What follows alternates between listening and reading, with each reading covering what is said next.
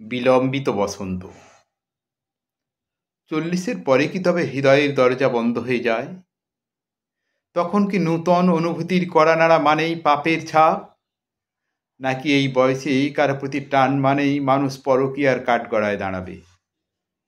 সে তো 20 বছরের বেশি সময় ধরে একই ছাদের নিচে।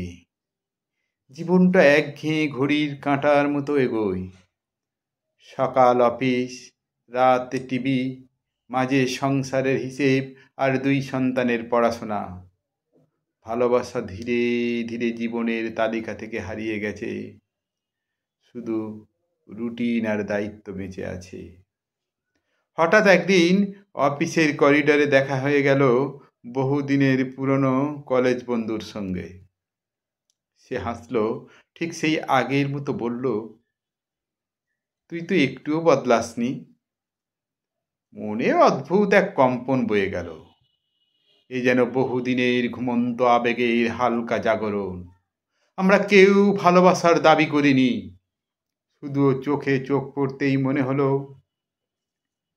বসন্ত ফিরে এসেছে নিঃশব্দে। এ বসন্তে ফুল ফোটে না আঙিনায়, ফোটে মনের গোপন বাগানে। এ বসন্তে পাখির ডাক শোনা যায় না, শোনা যায় হারিয়ে যাওয়া দিনের সুর। কিন্তু সমাজ তৎক্ষণাৎ রায় দিলেন পরকীয়া।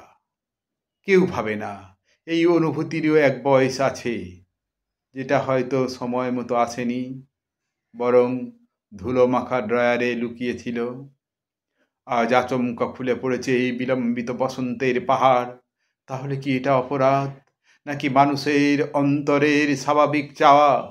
কারো স্নেহের স্পর্শ পাওয়া, কারো কাছে নির্ভয়ে বলা, তুই আছিস তো?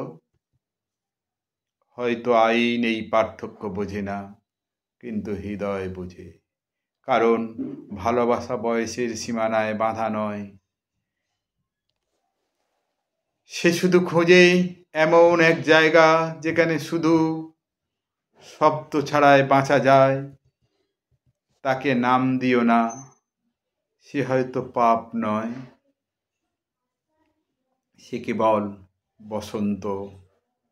বিলম্বিত বসন্ত, কিন্তু সত্য।